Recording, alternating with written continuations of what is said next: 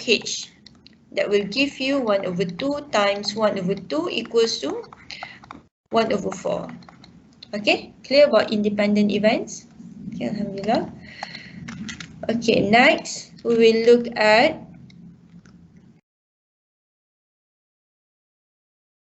this is also for independent events. When you have more than 2 events, okay, you just simply multiply. Okay, as long as the events are mentioned in the question, they are independent events, so you just multiply. Okay, the second is dependent events. For dependent events, when you have 2 events are said to be dependent when the occurrence of the first event changes the probability of the occurrence of the second event.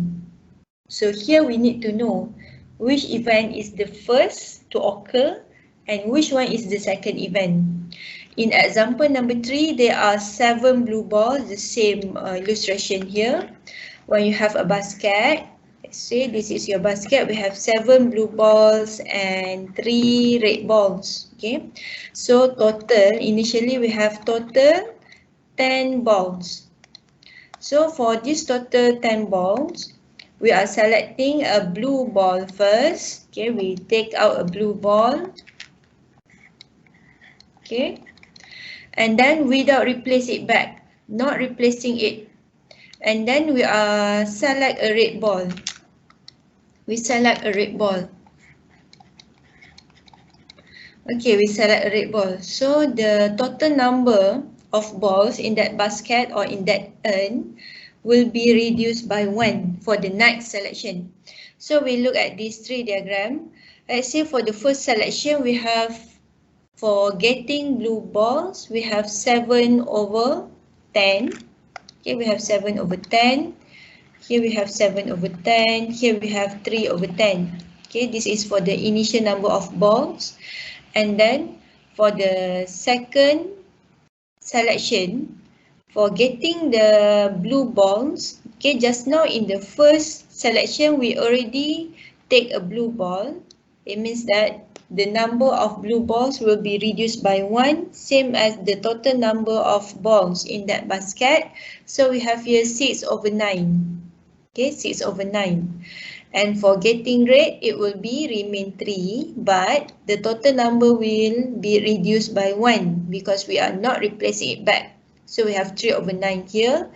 Okay, we look at the second root here. We have 3 over 10 of getting red balls in the first place.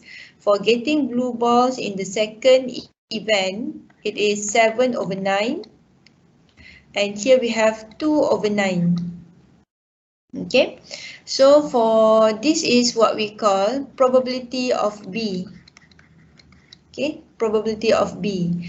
6 over 9 here, it is probability of getting B given that B occur first. And here we have, this is probability of getting red given that B occur first.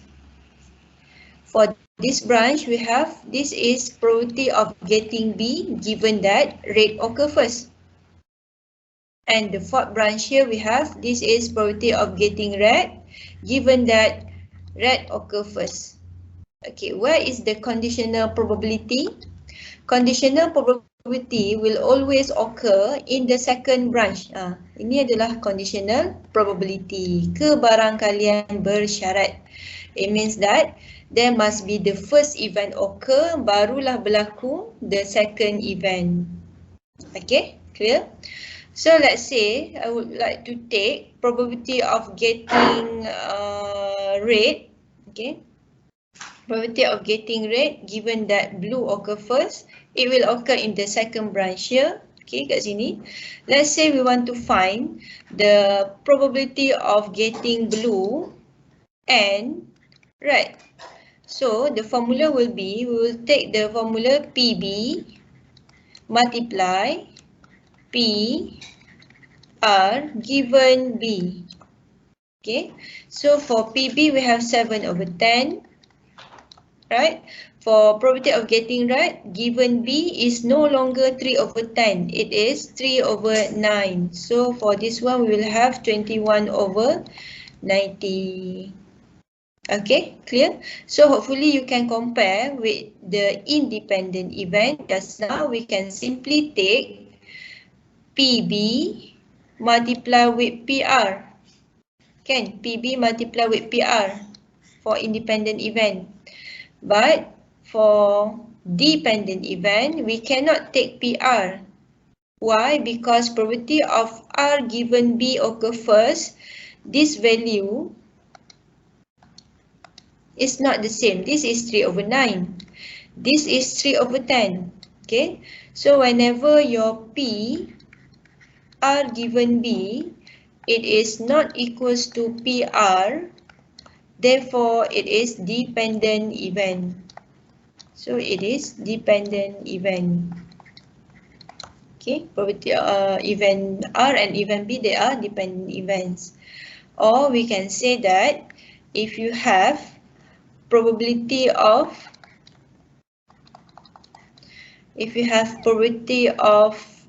B and R, it does not equals to PB multiply with PR. Okay, if it does not equal to this one, so this is dependent events. Okay, so these are dependence event. But for independent events, okay,